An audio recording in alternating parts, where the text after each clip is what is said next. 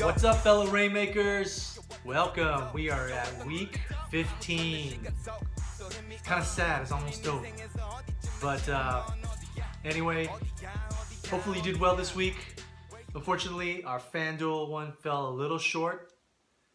Odell had a monster game, but Parker did not help us out, and we will get to him later.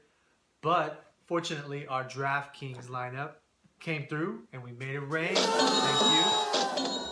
But let's move on and get to our next segment, which is... You're Dr. Man! Okay, guys, we have two guys on our list this week, okay?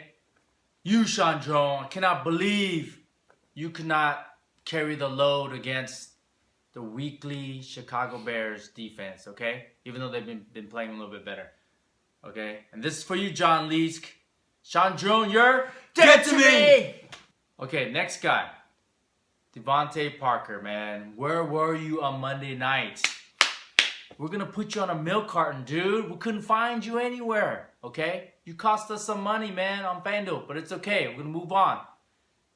Devontae Parker, you're dead to me! Forever. Next up, our Week 15 StormWatch.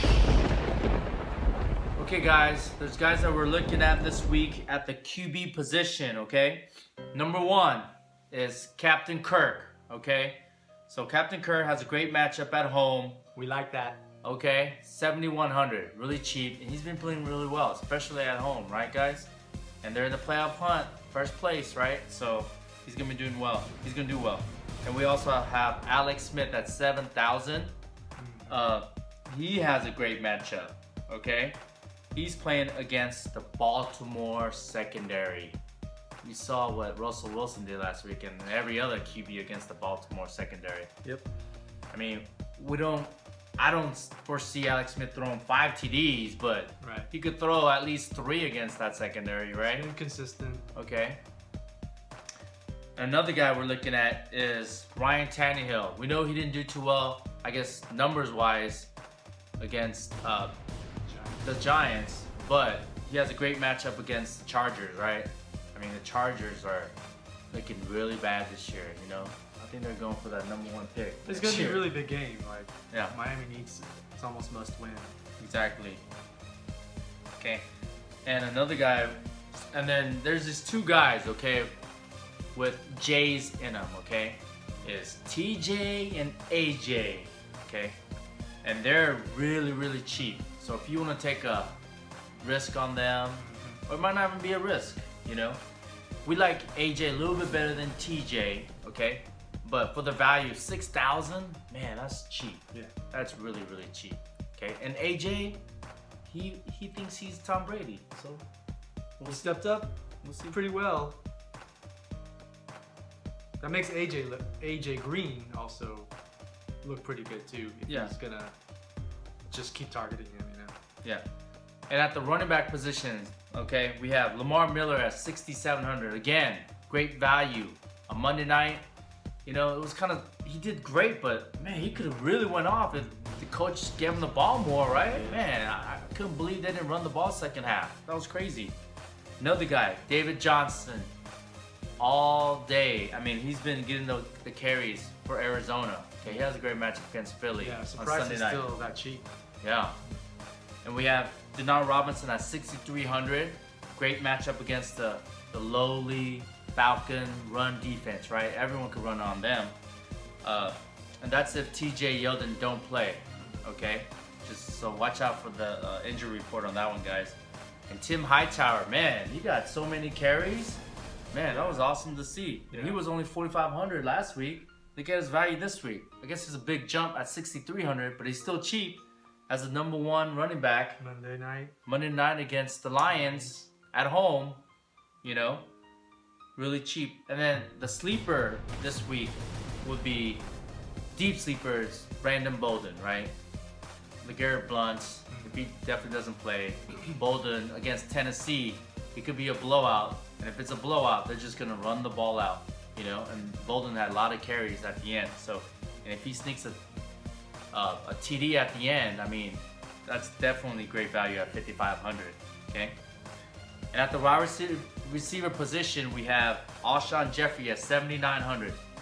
Cannot believe he's still not over 8,000. Yeah. I mean, what does this guy have to do to get over 8,000? He Like, seriously. helped people win a lot of money this week too. He did Right? I mean, he's consistently under 8,000, and he's like legit stud #1 receiver. At 7,900, he's playing against Minnesota, and last time he played against them, what, like 10 plus catches, 100 some yards, and a touchdown. You know, great matchup. And another guy we have is Demaryius Thomas. Okay, we haven't mentioned him really all season, except that 1 week. Yeah. We played him, and what did he do? He won. He got the most receiving yards for a wide receiver that week, right? So this week, It's been a tough season with yeah, Peyton. And exactly. But this week against the Pittsburgh secondary, he has a great matchup, guys. And at 7,700, and I know last week Brock threw it like 50 times or whatever, so he had like 10 plus catches. But this week, another great matchup. Even if Peyton plays, Brock plays, whoever plays, it's against the Pittsburgh secondary. They're gonna have to score. I mean, AJ McCarron did really well, you know? I mean, everyone does well, except Matt Hasselbeck.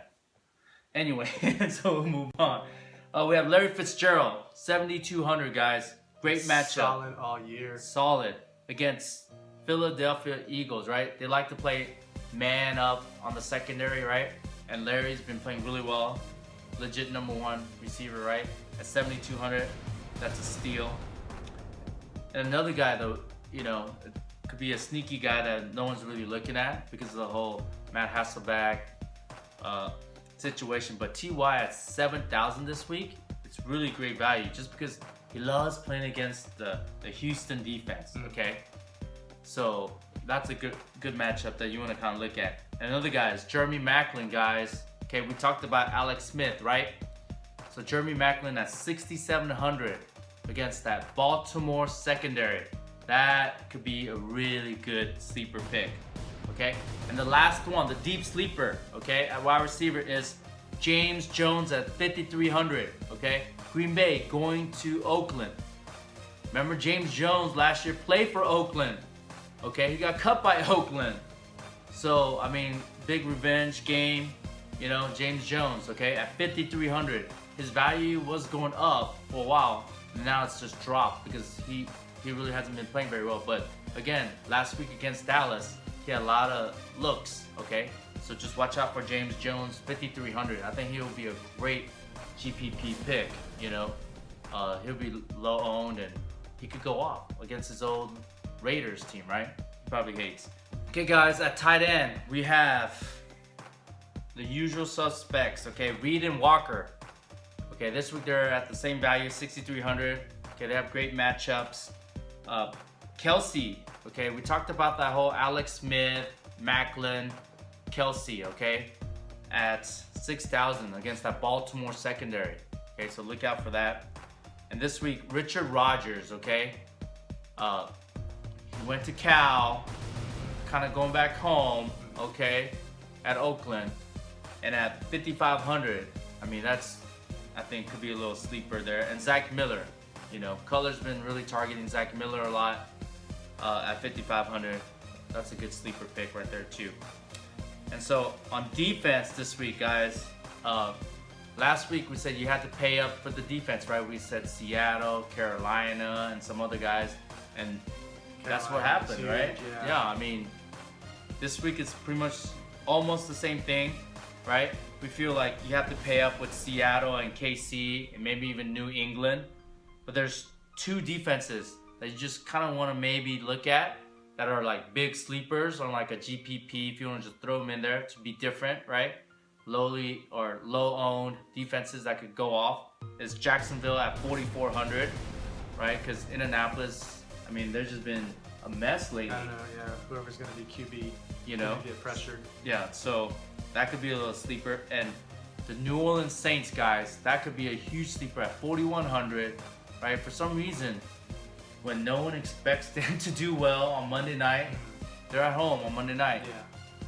They And do if well. it's a shootout, Stafford could get, you know, Right? He's one of those trigger QBs. happy. Yeah, he's one of those QBs that could do takes really more well. risks. Yeah. But when things go bad, they go really bad. He's one of those QBs, right?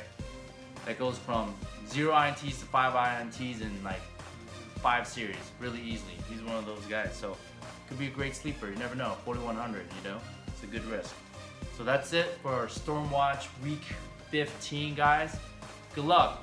Mix and match these guys up, man. I mean, last week's StormWatch, if you mixed it up a little bit, you definitely won, right? So yeah, and send us your lineups. You can comment on those or send it to any of our social channels, and we're happy to provide feedback. Yeah, and it's not just giving you feedback. We've noticed on the comments that all the other followers are commenting, helping out each other and stuff. So that's really cool, for our community, right? So good luck, guys.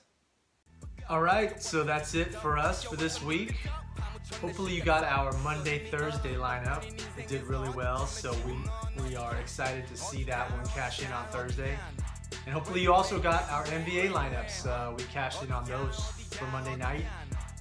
So just follow us on our other social channels, and NBA is every night, so those are a lot more. There's a lot more opportunities there for all of you to make some money with us.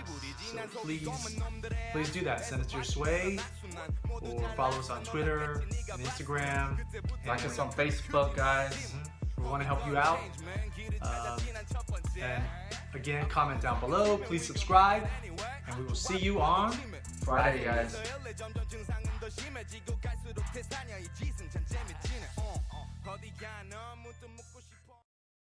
Baby, make it rain.